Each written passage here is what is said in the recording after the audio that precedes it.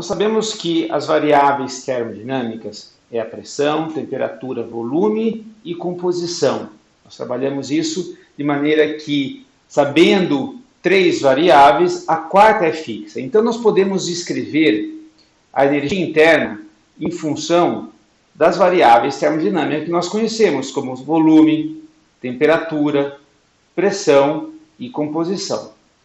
Para facilitar o nosso tratamento matemático, nós vamos considerar um sistema de composição constante, de maneira que basta nós sabermos duas variáveis que uma terceira fica fixa. Então, nós podemos escrever a energia interna em função de volume, temperatura e pressão. Nós podemos escrever em função de volume e temperatura, temperatura e pressão, ou pressão e volume, já que basta estabelecer o valor de duas que nós fixamos o valor da terceira. Por conveniência, nós vamos trabalhar com pelo menos uma variável extensiva.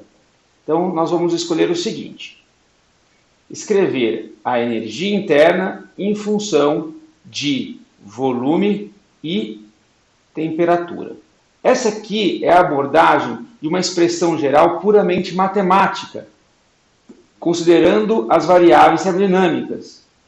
De alguma maneira, ela vai ter que ter uma correlação com aquela expressão geral que nós escrevemos quando estudamos o conceito geral da primeira lei da termodinâmica. Vamos fazer essa correlação.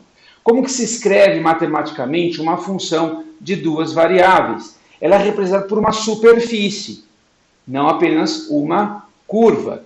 Aqui tem a representação de uma superfície de energia interna em função de volume e temperatura.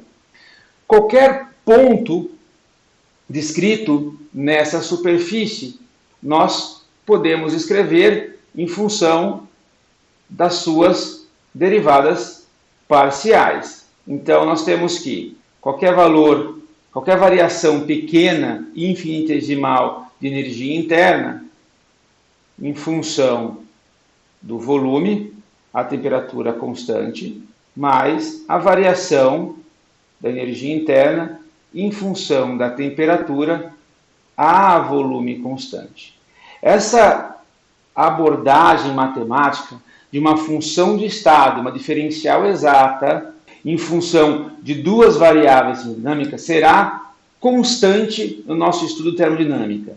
Então, toda vez que vocês lidarem com com funções de estado, essa abordagem matemática será extremamente comum e eu espero que vocês tenham intimidade no tratamento da matemática. E como que nós interpretamos esta expressão? De maneira bastante simples, a interpretação dessa grande equação, dessa expressão, é que num sistema fechado de composição constante, qualquer que seja a variação infinitesimal de energia interna, vai ser decorrente de variações de maneira proporcional, de também infinitesimal de volume e de temperatura. Havendo variação de volume, há variação de energia interna. Havendo variação de temperatura, há variação de energia interna.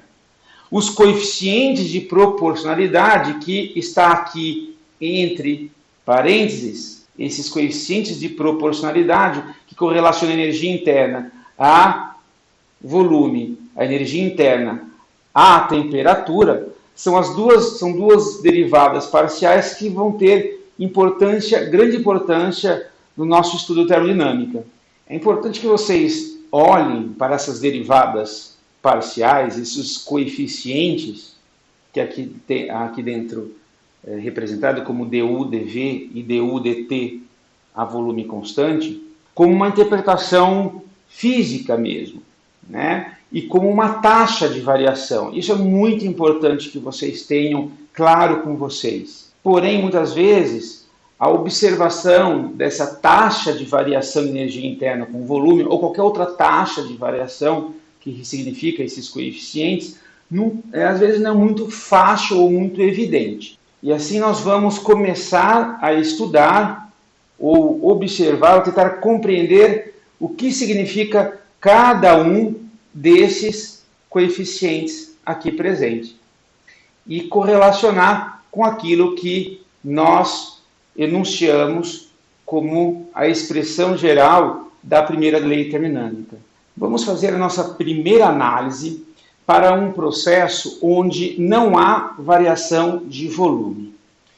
Qual é o significado quando a gente escreve que não há variação de volume ou o volume é constante? Ou seja, matematicamente, não há variação, mesmo que infinitesimal, do volume durante um processo.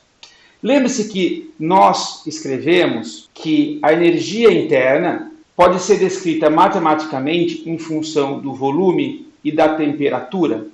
Quando nós temos um processo a composição constante, e da primeira lei da termodinâmica, nós sabemos que a variação da energia interna se dá em função da variação, da transferência de energia na forma de calor e na forma de trabalho. Matematicamente, escrevemos em função de volume e temperatura du dt na V, dt, mais du dv na t dv. Quando nós falamos que um processo que ocorre sem variação de volume, du é igual a c dt mais menos p dv, onde essa parte da expressão é o calor e essa parte da expressão é o trabalho. E quando nós falamos que não há variação de volume, não há possibilidade do meu sistema realizar trabalho. Então, esse termo da expressão é zero. E esse termo da expressão é zero. Matematicamente, nós temos uma representação direta daquilo que nós determinamos a partir dos conceitos da primeira lei. E podemos fazer agora uma correlação direta entre esta derivada parcial, essa taxa, esse coeficiente de proporcionalidade que liga a minha energia interna com a temperatura, com aquela que eu determinei a partir da primeira lei. Então eu posso escrever que a capacidade calorífica para esse processo que ocorre a volume constante é a taxa com que a minha energia interna varia quando varia a temperatura a volume constante.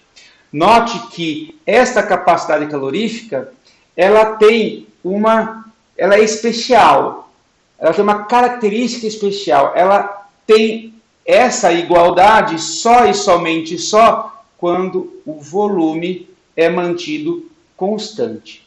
Então, muitíssimo cuidado.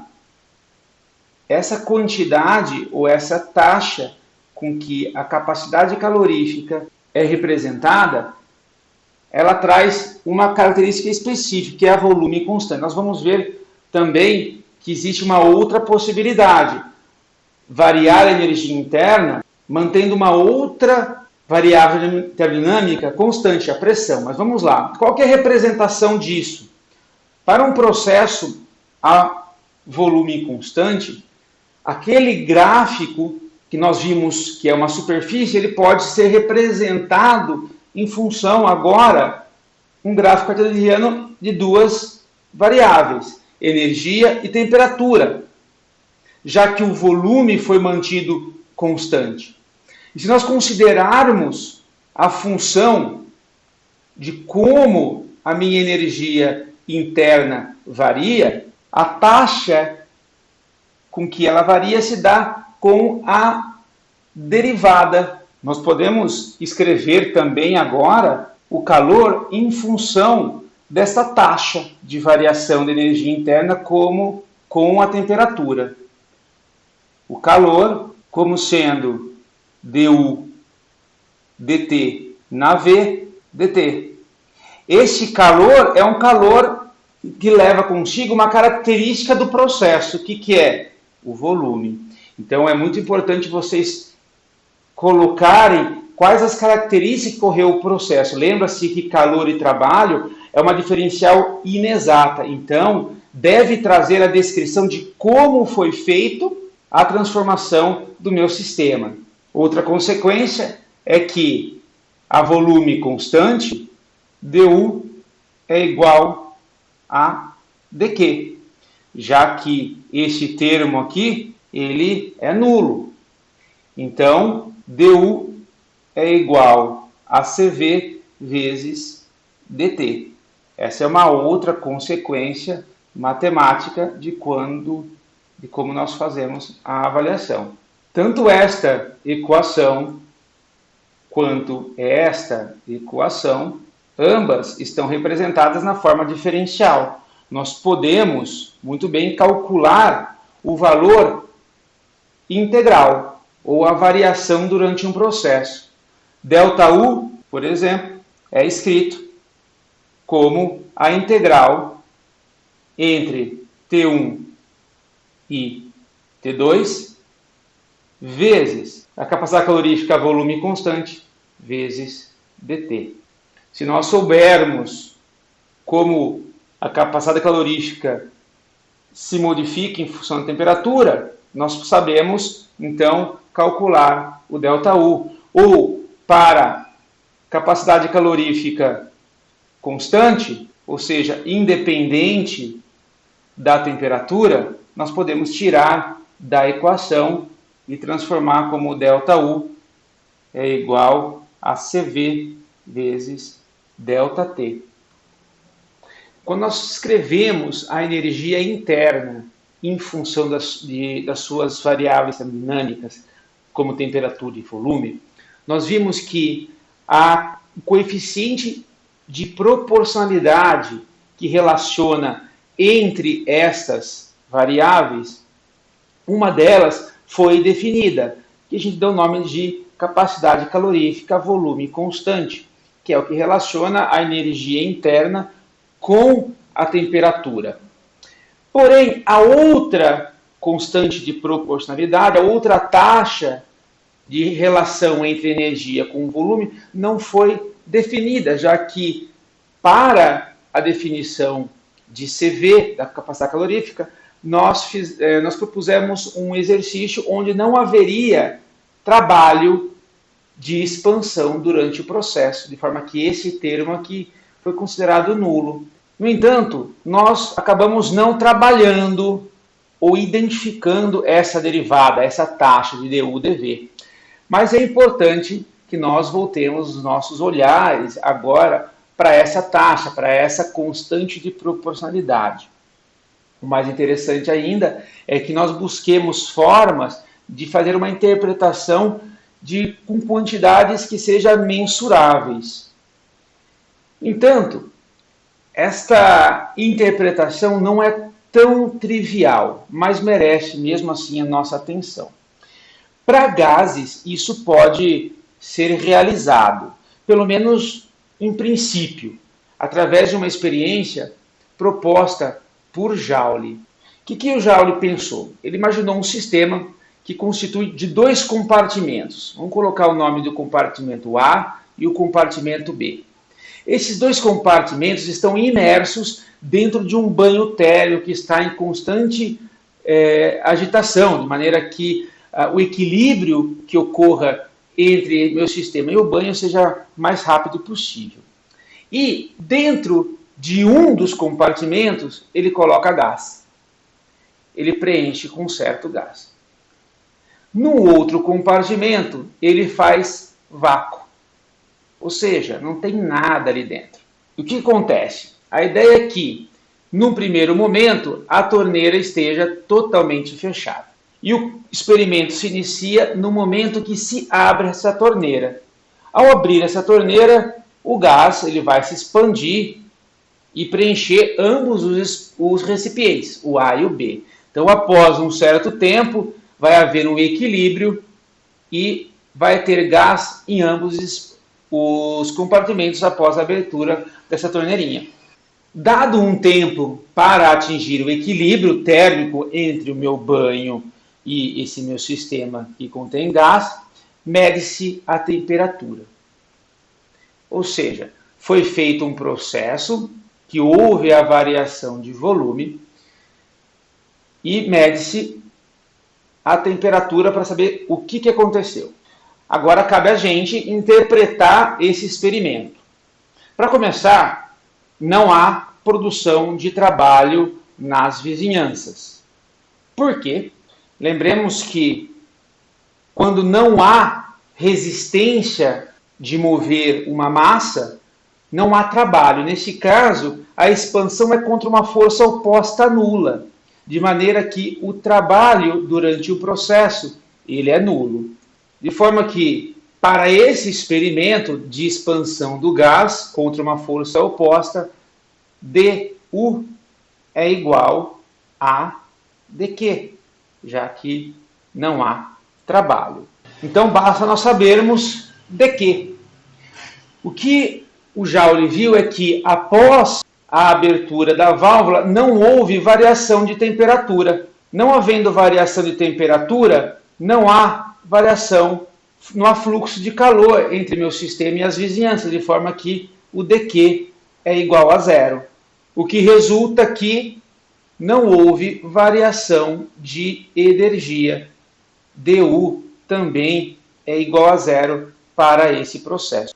Assim que a expressão dU dV na T dV é igual a zero. Mas nós sabemos que houve variação de volume. dV ele é diferente de zero, o que nos resta dizer que se a derivada da energia relativa ao volume é nula, o que nos diz que essa quantidade aqui ela deve ser igual a zero. Escrevemos então que dU dV na T é igual a zero. O que equivale a dizer que se a derivada da energia em relação ao volume é nulo, significa que a energia é independente do volume. E significa que a energia do gás é função apenas da temperatura. Então nós podemos escrever a partir disso que a energia do gás é função apenas da temperatura. Essa observação é conhecido como... Porém, infelizmente, essa observação ela cabe apenas para gases ideais. Para gases reais, há uma dependência assim, da variação da energia com o volume. Mas para um gás ideal, essa observação ela é válida, já que a gente assume que um gás ideal, as partículas elas são individuais e não interagem entre si. Então, uma mudança no volume de um gás ideal, que, em média, tenderia a separar mais as partículas individuais, não muda sua energia total, quando a temperatura permanece constante. De fato, gente, essa equação, ou a lei de Joule, ela é um dos critérios para que um gás seja considerado ideal. Assim, gás ideal é qualquer gás que siga a lei dos gases ideais, PV igual a nRT, como uma equação de estado, como nós já falamos lá desde a primeira semana, e que ela tenha uma energia interna o qual não varia com a temperatura do gás. Já para gases reais, isso não vai ser aplicado, viu? A energia total ela vai variar com o volume. Isso porque os gases reais têm interações entre os átomos e moléculas, como nós observamos quando inserimos a equação, por exemplo, de Van der Waals. Então, para gases ideais, quando trabalharmos com gases ideais, podemos escrever apenas que dU estará relacionado apenas com a variação do volume, já que o termo dU dV na T é considerado zero para gases ideais. Porém, para que nós evitemos erros e deduções, né, a derivada ela sempre vai ser escrita, mesmo nós sabemos que esse termo para gases ideais seja nulo. Até agora, nós trabalhamos a primeira lei baseado exclusivamente na função de estado de energia interna. No entanto, a energia interna nem sempre é a melhor variável com que nós podemos trabalhar de modo experimental. Lembrando que experimentalmente, no dia a dia, nós trabalhamos, nós existimos sob pressão constante, pressão atmosférica constante. Então, uma função termodinâmica que traga maneiras de se trabalhar e de se pensar um experimento que seja matematicamente mais fácil de extrair valores seria muito melhor. A energia interna ela é matematicamente, numericamente igual ao calor trocado entre meu sistema e as vizinhanças. ΔU é igual a dQ. Porém, fazer experimentos a volume constante não é tão simples como, por exemplo, nós trabalhássemos a pressão constante. Qual é a vantagem experimental? A vantagem experimental é que nós vivemos sob pressão constante e que, nessa forma, a energia interna não se torna aquela variável para ser determinada de maneira mais simples do ponto de vista experimental. Dessa forma, nós vamos trabalhar agora um parâmetro experimental que seja fácil de se obter e que contenha todos os elementos presentes na primeira lei. O nome para essa função de estado que nós vamos trabalhar é a entalpia. Nada mais é buscar formas de interpretar a primeira lei sob pressão constante, ou seja, mudanças de estado a pressão constante. Então vamos lá.